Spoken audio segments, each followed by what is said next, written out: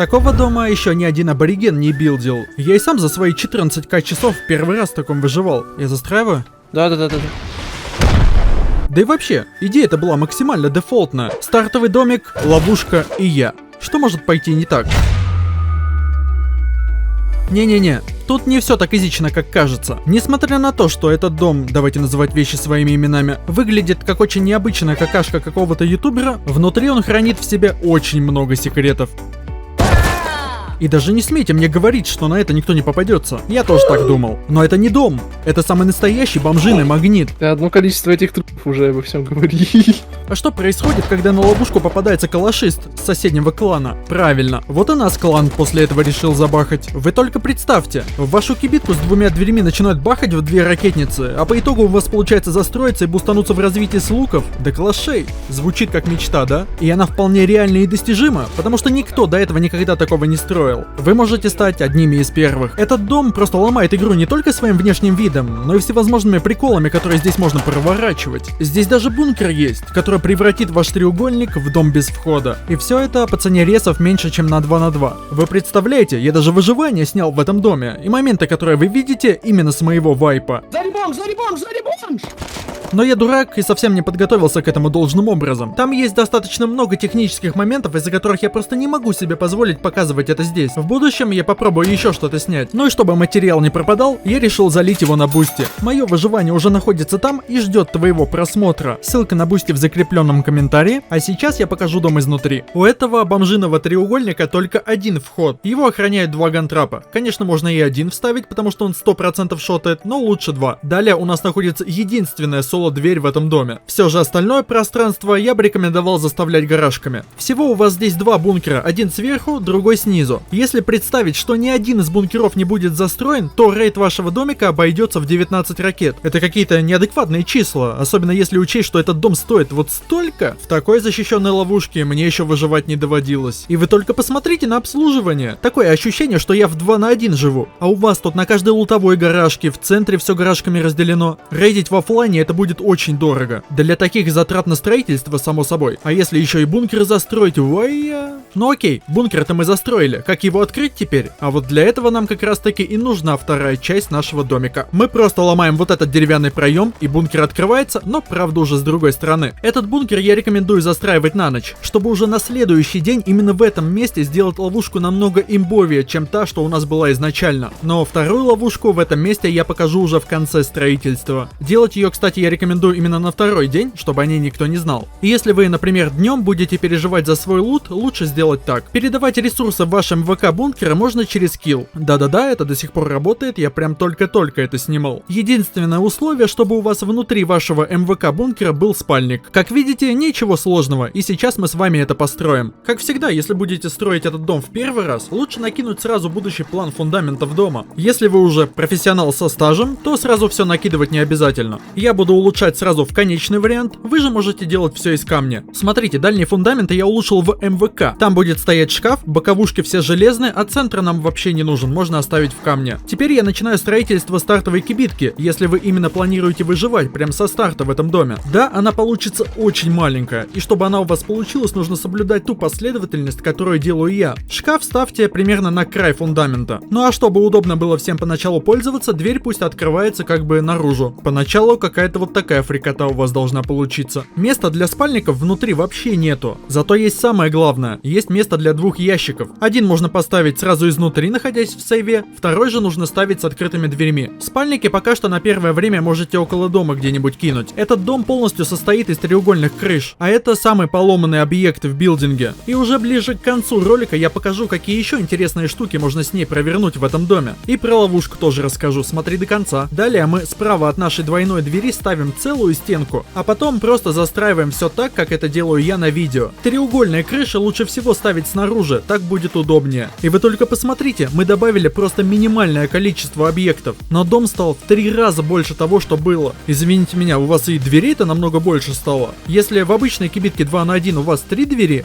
то уже даже на этом этапе в этом доме может быть 6. Не говоря уже о том, что дом сам по себе не перестает от этого быть просторным и вмещает в себя ящиков с печками куда больше, чем в обычной кибитке. В общем, я вижу только плюсы. Я как бы в этом играл, реально играл. Мне очень понравилось. С дверьми разве что у меня проблемы были. И даже когда меня начали рейдить, у меня в доме их было всего 2 штуки. Ну а так, все максимально просторно, максимально удобно. Посмотрите, везде я могу до всего дотянуться. В общем, стартовать с таким домиком достаточно удобно. И снаружи ваш домик будет выглядеть именно так. Согласитесь, дом со скинами выглядит куда симпатичнее, чем без них. Хорошо, что есть Rust for Real, который постоянно обновляется и совершенствуется. Недавно, кстати, добавили бонусные монетки за пополнение. И за эти монетки можно даже парочку халявных честов открыть. Но есть еще кое-что. Рейд базы. Собираем все части кода, вводим правильный пас на замке и лутаем последний чест с крутыми скинчиками совершенно бесплатно. Также у них есть всеми любимые апгрейды и контракты. Просто закидываешь ненужные скинчики и с большой долей вероятности ты апаешь свою ненужную шмотку на что-то более интересное. Если же тебе нужно максимально все выгодно, то обязательно вводи мое кодовое слово Joint, которое даст тебе плюс 15% к пополнению. И не забывай зайти во вкладку с бонусами, где можно получить много всякого интересного. Если же тебе не повезло, юзай мое второе кодовое слово Абоба и крути еще раз. Также ты в любой момент можешь посмотреть в лайф-ленте, какие именно честы выгоднее всего открывать. Обновляется эта штука в режиме реального времени. Ну и напоследок, если ты перейдешь по моей ссылке в закрепленном комментарии, то тебе сходу дадут бесплатный чест, который сразу же можно будет открыть. Нужно будет только свою почту указать. Все ссылки в закрепленном комментарии. Удачи! Спасибо за просмотр интеграции, давайте продолжим. В этом месте важно уже поставить одиночную дверь. Моему тиммейту, допустим, здесь не понравилась в этом месте одиночная дверь, но я все же ее решил оставить, потому что у нас и так дом состоит весь из двойных дверей, а такая планировка, мне кажется, может заруинить. Поэтому хотя бы одна соло-дверь в этом доме должна быть, на мой взгляд. И теперь посмотрите, мы потратили опять просто минимальное количество ресурсов, а по вместимости у нас добавляется целых 4 больших ящика, 2 верстак и 3 двери. Вот именно за это мне этот дом и нравится, что со старта прям с отчелями, ну... Удачи им. Ну и по итогу у вас должно это выглядеть как-то так. Посмотрите, все просторно, ни с кем нигде не толпишься, ящиков дофига, 2 верстак есть. И при этом центровина дома у вас вся полностью свободная. Теперь мы должны застроить оставшуюся часть. Здесь уже надо быть повнимательнее, потому что именно в этом месте у нас в будущем будет бункер. Здесь мы ставим проем для соло-двери. Развернуть его лучше мягкой стороной во внешнюю сторону. Временно выбираться из дома мы будем через печку. Ну и коль мы выбрались, давайте уже достроим нашу шляпку. Для начала ставим разделительную стенку именно в этом месте обязательно. Именно за ней будут прятаться начальные гантрапы. Потом просто по окантовке устанавливаем треугольные крыши. В защите поначалу они никакой роли не играют, так что их можно оставлять в камне. Ну и самое важное, это правильная установка гантрапов. Обратите внимание, гантрап не нужно ставить вот так, его нужно поставить вот именно на стенку. И чтобы он стоял максимально ровно на ней. Если вы прямо еще один гантрап ему на помощь хотите поставить, то можете сделать это вот так. Но если что, даже один справится.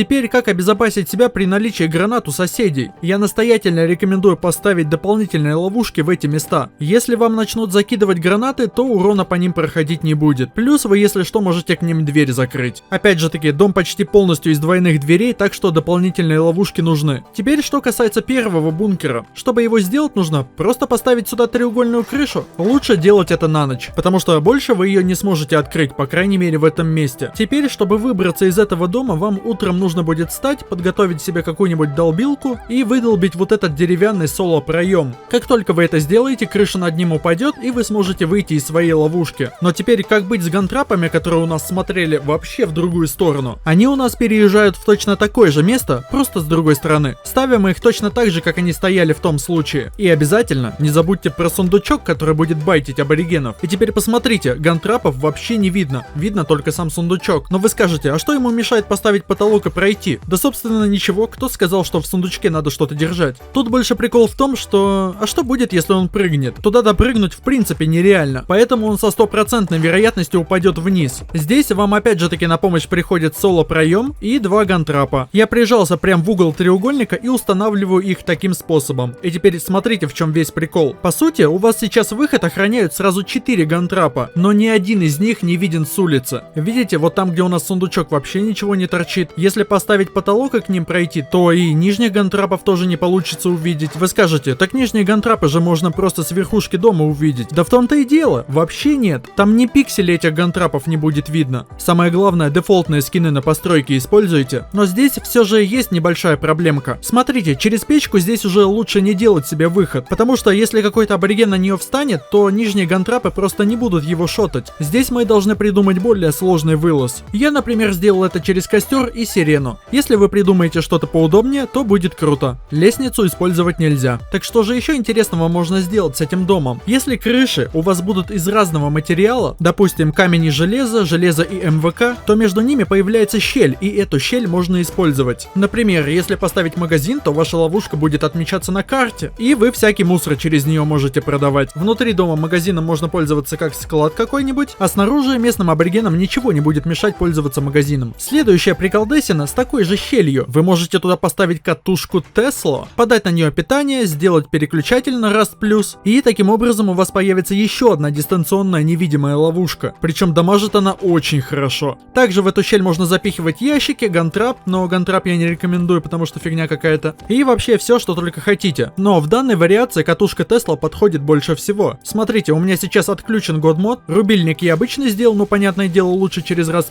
И вы посмотрите, эту катушку вообще не видно, а дамажит она очень приемлемо. Если же вы являетесь хозяевами дома, то внутри она вообще урона не наносит. Не забывай про мой бусти с моим выживанием и спасибо за просмотр.